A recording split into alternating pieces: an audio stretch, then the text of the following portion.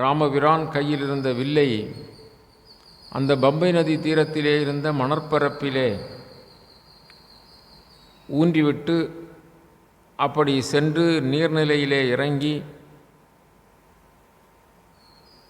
அந்த ஆகுதியாக தேவர்களுக்கு கொடுக்க வேண்டிய அர்க்கியங்களை கொடுத்து ஸ்நானம் செய்து அப்படி திரும்பி கரைக்கு வருகிறார். ஆக காலை கடன்களை காயத்ரி ஜபத்தோடு எல்லா காரியங்களையும் சந்தியா காரியங்களை எல்லாம் செய்து முடித்து கரைக்கு வந்து அவர் ஊன்றிய வில்லை தூக்குகிறார். அப்பொழுது அந்த வில்லினுடைய கூரிய பாகத்தில் ஒரு தவளை குத்துப்பட்டு அதோடு வருகிறது, வில்லோடு வருகிறது. அப்பொழுது ராமபிரான் மிக பச்சாதாபப்பட்டு,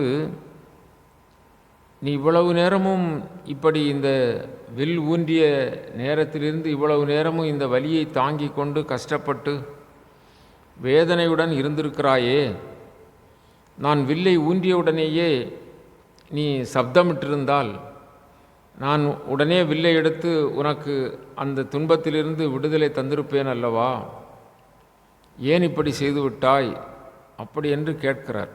இந்த தவளை என்ன சொல்லுகிறதாம், பிற உயிர்களால் எனக்கு தீங்கோ வேறு ஏதாவது பௌதிக நிலையிலே எனக்கு தீங்கோ வந்தால் தலைவனாகிய என்னை படைத்த பரம்பொருளாகிய ஆதி மூலமாகிய பரமா ராமா உன்னை நான் ராம் ராம் ராம் என்று அழைப்பேன்.